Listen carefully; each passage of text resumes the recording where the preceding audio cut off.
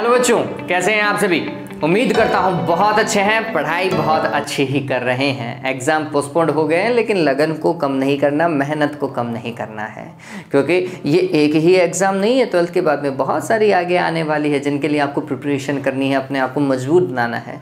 तो फिर पढ़ाई लगातार करो, जारी रखो इस पढ़ाई को और अपना पूरा ध्यान रखें, अच्छे से रहें, घर पर रहें, जितना कम हो सके उतना कम बाहर निकलने की कोशिश करें। ठीक है, घर पे रहो, अपने भाई बहनों के साथ में थोड़ा बहुत खेलो, अच्छी पढ़ाई करो, हो सके तो टीवी पे IPL देखो, नहीं तो मत देखो, वो आपके ऊपर डिपेंड करता है। देख लिया करो रे, अब तो देख लिया करो, टाइम ही टाइम है। चलिए तो क्वेश्चन करना चालू करते हैं। ऑलमोस्ट 60 क्वेश्चन हो चुके हैं अब तक, आज 20 क्वेश्चन और कंप्लीट करेंगे अपन। चालू करें। ओके। एक समरूप आवेशित ठोस अचालक गोले के कारण विद्युत क्षेत्र की तीव्रता अधिकतम होती है। देखो सवाल पढ़िए, किसके लिए है? अचालक गोला है, और विद्युत क्षेत्र के लिए, विभव के लिए नहीं है। मैं दोनों के लिए करवा देता हूं ये सवाल।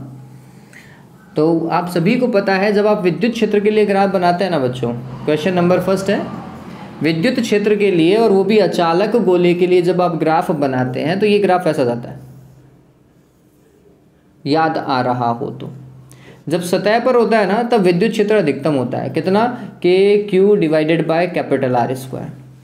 अंदर की ओर जाओगे तो भी कम होगा, बाहर की ओर जाओगे तो भी कम होगा। ठीक है, तो ये विद्युत क्षेत्र कहाँ अधिकतम है? आंसर है सतह पर। अचालक गोले की सतह पर विद्युत क्षेत्र क्या होता है? अधिकतम होता है। लेकिन जब हम विभव की बात करते हैं, विभव की बात कर रहा हूँ अचालक गोले के लिए, तो ये ग्राफ कुछ आपको ऐसा दिखाई देता है, फिर ऐसा जाएगा। ठीक, अधिकतम कहां? आंसर है केंद्र पर। कितना? सतह का 3/2 गुना, सतह से भी ज्यादा होता है। कहां पर? केंद्र पर। ठीक है, ये बात ध्यान में। तो विभव कहां ज्यादा होता है? अचालक गोले के केंद्र पर, जबकि विद्युत क्षेत्र कहां ज्यादा होता है? उसकी सतह पर ज्यादा होता है। ध्यान में रखिएगा। तो ऑप्शन क्या लगाना चाहिए हमें? केंद्र पर नहीं, केंद्र से सतह के मध्य नहीं, सतह पर से ऑप्शन लगा लीजिएगा, बिल्कुल सही है इसका। अगला देखिए दूसरा, एक सेल जिसका विद्युत वाहक बल E किसी प्रतिरोध R से जुड़ा हुआ है, सेल के सिरों के बीच में विभवांतर V प्राप्त हो, तो उस सेल का आंतरिक प्रतिरोध ज्ञात कीजिए। भाई आंतरिक प्रतिरोध कितना होना चाहिए? सिंपल क्वेश्चन है, आप सभी को पता है। आंतरिक प्रतिरोध को r से रिप्रेजेंट करते हो नहीं करते हो? और टर्मिनल वोल्टता V दे रखी है, विद्युत वाहक बल E दे रखा है, कहीं कोई दिक्कत ही नहीं है। बाह्य प्रतिरोध R है। तो आप सभी को पता है V = E - IR देता हूं, हमें r चाहिए, तो इसको उठा करके इधर लेकर के आओ, तो IR तो प्लस का हो जाएगा, V को उठा करके दूसरी तरफ लेकर के जाओ, E - V कर दो, दिक्कत नहीं होनी चाहिए। फिर r = क्या हो जाएगा? E - V divided by I, answer. अब आप देखेंगे तो यहां पर I नहीं है, I की जगह प्रतिरोध जैसा कुछ कॉन्सेप्ट यूज कर रहा है, तो समझना बहुत सिंपल है। I देखिए क्या होता है, V = IR होता है ओम के नियम से, तो I = क्या होगा? V divided by R। ध्यान में रखो, ठीक है, पटको गई, क्या हो जाएगा? E - V divided by I की जगह क्या? V, और R कहाँ जाएगा? ऊपर जाएगा। अब ये जो ऑप्शन आपको दिखाई दे रहा होगा उसे चूज कर लीजिएगा। A नहीं है, B भी नहीं दिख रहा, से देखिए E - V divided by V × R, से ऑप्शन बिल्कुल करेक्ट है, तो से लगा लो इसका। फिर तीसरा देखिए, तीसरा क्या बोल रहा है? स्वप्रेरकत्व L1 व L2 वाली दो कुंडलियां इतनी पास स्थित है कि किसी एक का प्रभावी फ्लक्स दूसरी से पूर्णतः संबंधित है, मतलब कपलिंग 100% है। क्या बोल रहा है? एक कुंडली यहां पर है और दूसरी कुंडली इसके बिल्कुल पास में रख दी, तो जितना फ्लक्स इस कुंडली से बाहर निकल रहा है वो सारा का सारा किससे गुजर रहा है? दूसरी कुंडली से गुजर रहा है। ऐसी कोई फ्लक्स की रेखा नहीं है या चुंबकीय रेखा नहीं है, बल रेखा, जो कि इससे ना गुजरे। इससे जितनी बनी वो सारी की सारी इससे गुजर रही है, तो 100% कपलिंग बोलते हैं इस केस को। यदि उसके मध्य अन्योन्य प्रेरण गुणांक m है। अभी आपके कोर्स का सवाल नहीं है, लेकिन ध्यान में रखिए 100% कपलिंग के केस में m बराबर होता है √L1 L2, है ना। आपके कोर्स का क्वेश्चन नहीं है, आपकी बुक में नहीं है, इसलिए आपके कोर्स का नहीं रहा, लेकिन CBSE होता तो हम लगाते ही है, ठीक। तो ये सवाल नहीं आएगा, चिंता न करें, लेकिन m बराबर √L1 L2 होता है। आगे देखिए, पृथ्वी के चुंबकीय क्षेत्र का ऊर्ध्व घटक जहां पर 0 होता है, तो पहले हमें यह पता हो कि ऊर्ध्व घटक होता क्या है। मेरे हिसाब से BV से लिखते हैं, ठीक है। और BV बराबर क्या होता है, B sin थीटा होता है। बोल रहा है जहां 0 होता है वो ज्ञात करो। चलिए, तो ये 0 होना चाहिए, इसका मतलब B sin थीटा बराबर क्या होना चाहिए, 0 होना चाहिए। ये 0 कब होगा, आंसर है जब थीटा बराबर 0 डिग्री होगा। और थीटा बराबर 0 कहाँ होता है, आंसर है चुंबकीय निरक्ष। देखा जाए तो मैं इसे भूमध्य रेखा बोलूंगा। हमारी जो चुंबकीय भूमध्य रेखा है ना, वही क्या है वास्तविकता के अंदर थीटा बराबर 0 को निरूपित कर रही है, और इसे चुंबकीय निरक्ष भी कहोगे आप, ठीक है। तो चुंबकीय ध्रुव नहीं भाई, वहाँ पे तो मैक्सिमम होता है। भौगोलिक ध्रुव मैक्सिमम तो नहीं, लेकिन होता है वहाँ पर, अच्छा खासा होता है। चुंबकीय निरक्ष बिल्कुल सही है, या फिर चुंबकीय भूमध्य भी लिखा हुआ होता ना तो भी बिल्कुल सही होता, या विषुवतीय तल भी लिखा होता तो भी बिल्कुल सही होता, ठीक है। तो चुंबकीय निरक्ष से बिल्कुल सही है, लगा लीजिएगा। 5वां देखिए, एक प्रत्यावर्ती धारा परिपथ में धारा, बताओ भाई क्या होती है, वोल्टता की कला में आगे होती है, वोल्टता में कला में वोल्टता से पीछे होती है, कला में वोल्टता से वापस से, ओके, एक में पीछे होती है, एक में आगे होती है, और परिस्थितियों के अनुसार उपरोक्त में से कोई भी एक। हाँ भाई, ये बिल्कुल सही बात है। देखो ये क्या बोल रहा है कि धारा और वोल्टता में जो कलांतर होता है वो या तो आगे होगा या पीछे होगा, है ना। धारा ऐसा तो है नहीं कि हर बार ही पीछे चलती है, ऐसा भी नहीं है कि हर बार ही आगे चलती है, और ऐसा भी नहीं है कि हर बार ही 0 होती है। ये डिपेंड करता है कि उस परिपथ में, उस प्रत्यावर्ती परिपथ में कौन कौन से अवयव जुड़े हुए हैं और कितने परिमाण के जुड़े हुए हैं, ठीक है। ये उसके ऊपर डिपेंड करता है धारा, ठीक है। मतलब कला, उनके बीच की कलांतर जो है वो डिपेंड करती है। तो हम इसमें सबसे सही जो मानेंगे वो ये है कि परिस्थितियों के अनुसार उपरोक्त में से कोई भी एक ऑप्शन हो सकता है, या तो आगे हो सकती है, पीछे हो सकती है, या फिर उसी कला में हो सकती है। इट डिपेंड्स कि वो कैसे लगे हुए हैं। चलिए अगला देखिए, किसी दूरदर्शी की विभेदन क्षमता निर्भर करती है। दूरदर्शी की विभेदन क्षमता बोल रहा है, दूरदर्शी की रिजॉल्विंग पावर। रिजॉल्विंग पावर देखो, व्यास जितना बड़ा होगा प्रतिबिंब उतना ही बढ़िया। क्यों? क्योंकि अधिकांश जो क्या कहते हैं प्रकाशिक किरणें हैं वो दूरदर्शी में प्रवेश कर पाएंगी, उसके अभिदर्शक लेंस में प्रवेश कर पाएंगी, ठीक। तो हम बोलते हैं कि विभेदन क्षमता अच्छी होगी अगर अभिदर्शक का व्यास ज्यादा होगा, ठीक है, और तरंगदैर्घ्य के व्युत्क्रमानुपाती, ठीक है। ये कॉन्सेप्ट ध्यान में रखो हमेशा। तो दूरदर्शी की लंबाई पर ना, दूरदर्शी अभिदर्शक की फोकस दूरी पर बिल्कुल सही है। नहीं, फोकस दूरी का है को, ना फोकस दूरी नहीं होना चाहिए। अभिदर्शक के व्यास पर ये सही है, अभिदर्शक का व्यास, ठीक है, फोकस दूरी नहीं व्यास लिखा हुआ है। ऑलराइट, चलो तो उससे ऑप्शन लगा लीजिएगा। आगे देखिए, प्रकाश विद्युत प्रभाव में उत्सर्जित इलेक्ट्रॉनों की ऊर्जा, उत्सर्जित इलेक्ट्रॉनों की ऊर्जा क्या होती है बच्चों? काइनेटिक एनर्जी होती है।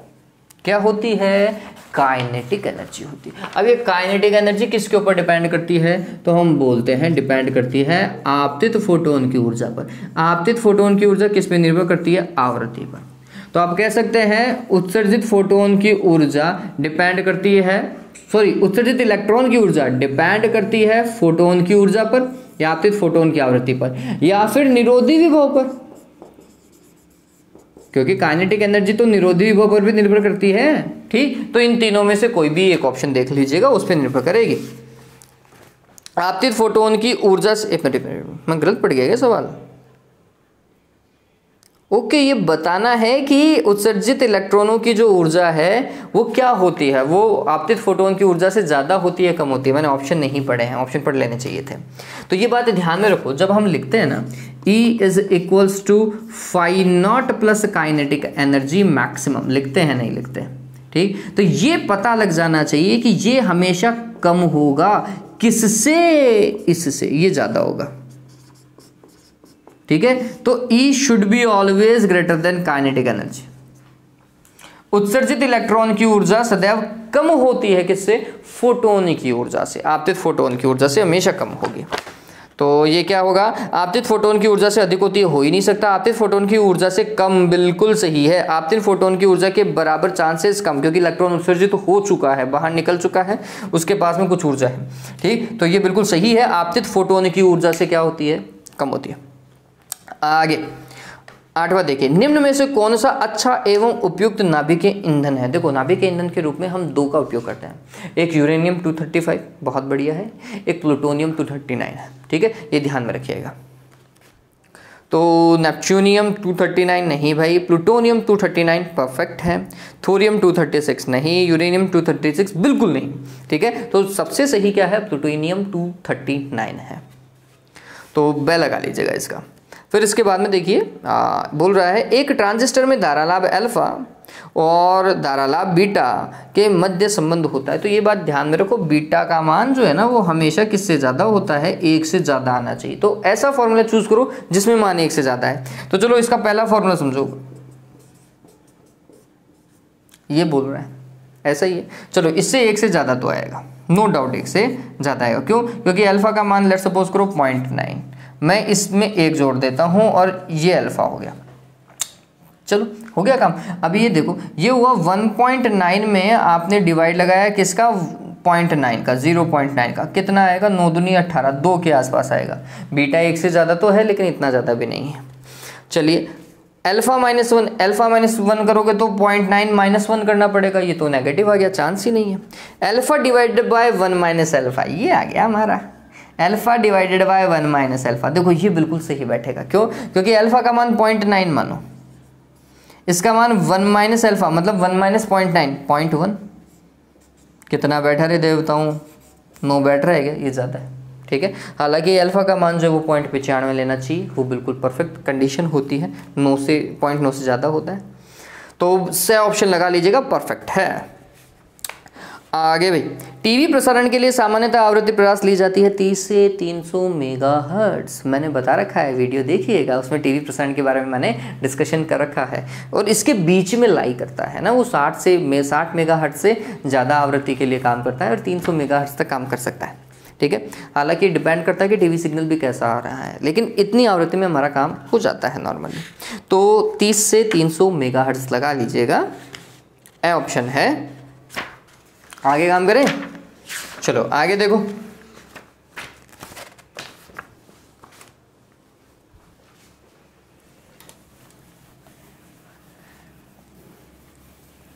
हाँ भाई, चैनल को शेयर करें। आप वैसे भी शेयर कर रहे हैं, आपका सपोर्ट वाकई में बहुत अच्छे तरीके से इस चैनल को आगे ग्रो करने के लिए प्रेरित करता है, कुछ काम करने के लिए मुझे भी प्रेरित करता है। देखिए क्वेश्चन क्या है वो समझिए। पहला सवाल, विद्युत क्षेत्र की तीव्रता E वाले स्थान पर ऊर्जा घनत्व निर्वात में होता है। कुल मिलाकर के आपको विद्युत क्षेत्र में ऊर्जा घनत्व निकालना है। क्या होता है? E is equals to, sorry गलत लिख रहा हूं मैं, UE आएगा। ऊर्जा घनत्व को हम UE लिखते हैं। UE बराबर क्या? 1/2 एप्सिलॉन नॉट E स्क्वायर। आप सभी को पता होगा, ये विद्युत क्षेत्र के लिए था। चुंबकीय क्षेत्र के लिए ये चीज कैसे लिखते हैं? 1/2 B square divided by mu naught. ध्यान में रखिएगा, अगर चुंबकीय क्षेत्र के लिए ऊर्जा घनत्व ये, विद्युत क्षेत्र के लिए ऊर्जा घनत्व ये, तो अभी तो हमारा आंसर ये होना चाहिए। ठीक है, द ऑप्शन लगा लीजिए, 1/2 एप्सिलॉन नॉट E स्क्वायर। ठीक है, आगे देखिए, यदि 6 एक समान सेल जिनमें से प्रत्येक का विद्युत वाहक बल 6 वोल्ट है समांतर क्रम में जोड़ दिए जाएं तो उनके संयोजन का विद्युत वाहक बल होगा 6 वोल्ट। कितना होगा? 6 वोल्ट होगा। ध्यान में रखिएगा, क्या बोल रहा है? 6 सेल को जोड़ना है ना।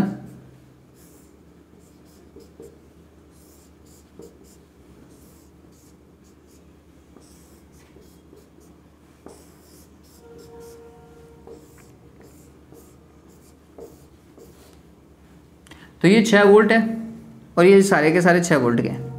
समांतर क्रम में जोड़ोगे तो उतना ही रह जाएगा विद्युत वाहक बल। परिणामी विद्युत वाहक बल एक सेल के विद्युत वाहक बल के बराबर होगा यदि वो सेल आइडेंटिकल है। ठीक है, धारा बढ़ जाएगी लेकिन वोल्टता उतनी की उतनी रहेगी। तो हमने लिखा परिणामी जो वोल्टता है ना ई इक्वलेंट वो 6 वोल्ट रहेगी। लेकिन अगर यही श्रेणी क्रम में जुड़े हुए होते, कौन से क्रम में, श्रेणी क्रम में जुड़े होते, तो फिर 6 + 6 + 6 करते रहते, कितना आता, 36 वोल्ट आता। ठीक है, अभी कौन से क्रम में, समांतर क्रम की बात कर रहा है वो, तो कितना लिखोगे, 6 वोल्ट, 1 सेल के विद्युत वाहक बल के बराबर। भंवर धारा उत्पन्न होती है कब, जब एक धातु के स्थूल टुकड़े को परिवर्ती चुंबकीय क्षेत्र में क्या करवाया जाता है, गति कराया जाता है, तो उसके संपूर्ण आयतन में जल में उत्पन्न भंवर के समान चक्करदार विद्युत धाराएं प्रेरित होती हैं, जिन्हें भंवर धाराएं कहते हैं। बताओ भाई, यही परिभाषा लिखाई थी क्या, लिखाई थी ना कि क्या एक धातु का स्थूल टुकड़ा है, परिवर्ती चुंबकीय क्षेत्र में उसको गति करा दो तो क्या होगा, भंवर धाराएं उत्पन्न होंगी।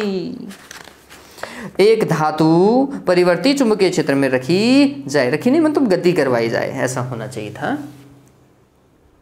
हाँ वैसे ये भी सही है, परिवर्ती चुंबकीय क्षेत्र बोल दिया तो गति कराने की जरूरत कहाँ है, बिल्कुल सही बात है, ए ऑप्शन बिल्कुल सही है।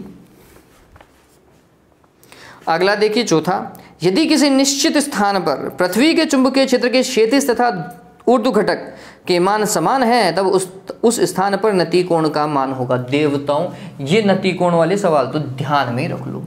क्या बोल रहा है कि कोई स्थान है जहां पर क्षैतिज और ऊर्ध्व घटक, क्षैतिज और ऊर्ध्व घटक बराबर है, तो फिर नतिकोण का मान कितना होगा। ये तो खैर सभी को रट गया होगा सवाल, आप सभी को पता है बच्चों कि BV/BH बराबर क्या होता है, tan थीटा।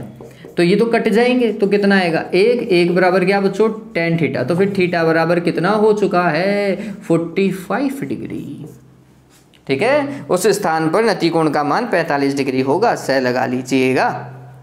अगला देखो, किसी परिपथ में शून्य प्रतिरोध वाले प्रेरकत्व की उपस्थिति से धारा प्रयुक्त प्रत्यावर्ती वोल्टता से जिस कला कोण से पिछड़ जाती है वह है, थोड़ा सा आराम से पढ़ लेता हूं, मैं थोड़ा जल्दी पढ़ गया। किसी परिपथ में शून्य प्रतिरोध मतलब प्रतिरोध है ही नहीं वाले प्रेरकत्व की उपस्थिति, किसकी उपस्थिति है, प्रेरकत्व की उपस्थिति, एल परिपथ है, तो वोल्टता जिस कला से पिछड़ जाती है, ऐसा ही बोल रहा है ना, तो धारा प्रत्यावर्ती वोल्टता से, ओके, धारा का पिछड़ना, वैसे भी धारा ही पिछड़ेगी, सही बात है। तो धारा जो है वो कितना पीछे रह जाती है, वोल्टता से, वोल्टता से कितना भाई, π/2, मेरे हिसाब से तो 90 डिग्री से ही पीछे रहती है, अगर शुद्ध एल परिपथ है तो, है ना, ध्यान में रखिएगा। तो π/2 नहीं 90 लगा लो इसके अंदर, कौन सा, ए ऑप्शन लगाएंगे। आगे देखिए, खगोलीय दूरदर्शी में अंतिम प्रतिबिंब जहां बनती है वह है, जहां बनना चाहिए, अनंत पर बनना चाहिए, है ना। एक सामान्य संयोजन के लिए, दूरदर्शी के एक सामान्य संयोजन के लिए अंतिम प्रतिबिंब अनंत पर बनना चाहिए, ध्यान में रखिएगा बच्चों। तो अनंत आएगा, द ऑप्शन लगा लीजिए। अगला देखिए 7th, सोडियम की प्रकाश विद्युत प्रभाव के लिए दहली आवृत्ति के संगत तरंग दैर्घ्य, मतलब दहली तरंग दैर्घ्य 5000 एंगस्ट्रॉम है, इसका कार्यफलन है जूल में निकालना है, निकाल सकते हैं, कहाँ दिक्कत आ रही है। दहली तरंग दैर्घ्य देखिए, देखिए lambda naught is equals to 5000 angstrom, यही दे रखा है। अगर ऐसा है तो फाई इज इक्वल्स टू क्या होगा, hc divided by lambda naught लिख सकता हूं, नहीं लिख सकता। h का मान कितना, 6.62 गुणा 10 की घात -34, c का मान कितना, 3 गुणा 10 की घात 8 डिवाइडेड लैम्डा नॉट 5000 इंटू 10⁻⁻10 मात्रक जूल लगा लीजिएगा।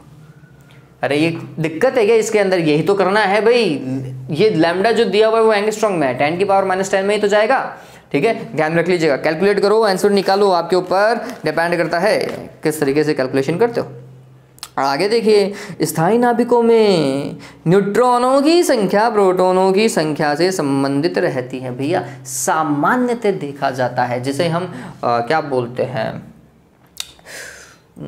कौन सा कर्व है, स्टेबिलिटी कर्व जो है, स्थायित्व वक्र जो है, उसमें हम बोलते हैं कि सामान्यतः न्यूट्रॉनों की संख्या अगर प्रोटॉनों की संख्या के बराबर है तो नाभिक क्या होते हैं, स्थायी होते हैं, सामान्यतः की बात की जाती है। ठीक है, ये बात ध्यान में रखिएगा। तो n is equals to z, ध्यान में रखिएगा।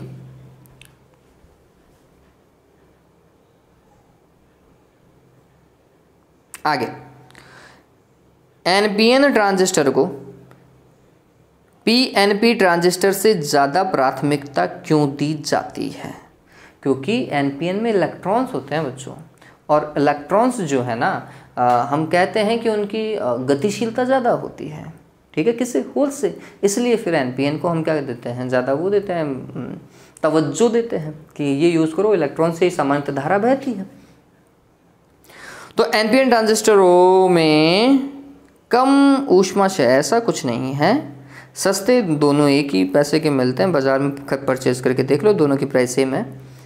एनपीएन ट्रांजिस्टरों में इलेक्ट्रॉनों की गतिशीलता पीएनपी ट्रांजिस्टरों में होल्स की गतिशीलता से अधिक होती है। ये बिल्कुल सही है, इससे ऑप्शन लगाएं इसका।